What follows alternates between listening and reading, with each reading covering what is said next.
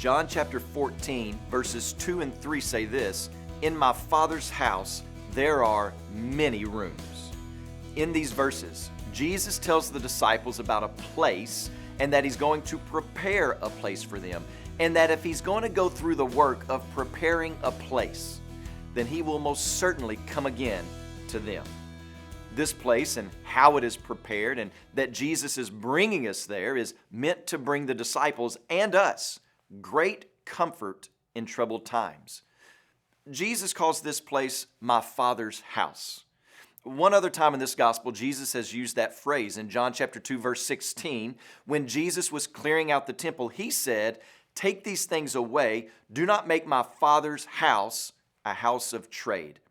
It refers to God's dwelling place. The temple on special occasions was at that time to be the dwelling place of God.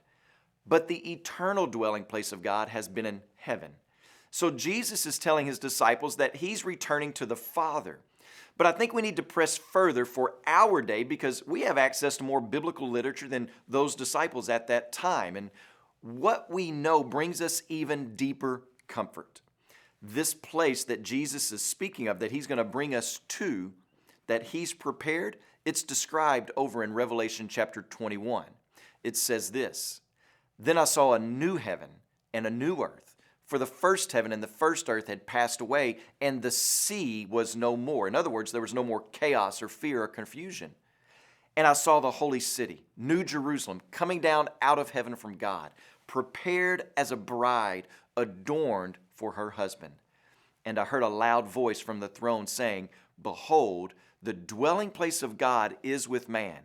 He will dwell with them, and they will be his people, and God himself will be with them as their God. He will wipe away every tear from their eyes, and death shall be no more. Neither shall there be mourning, nor crying, nor pain anymore, for the former things have passed away.'" This is what awaits the believer. This is what Jesus is going to return to us and bring us to. This is the future of all those who have been born again, repented of sin, trusted in Jesus.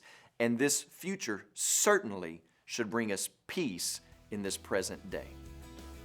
As you pray today, please remember Pablo Munoz and his family are missionaries in Chile. And also remember the Hausa Life Word broadcast that's heard throughout Chad, Nigeria, Benin, Togo, Ghana, Burkina Faso, and Mali.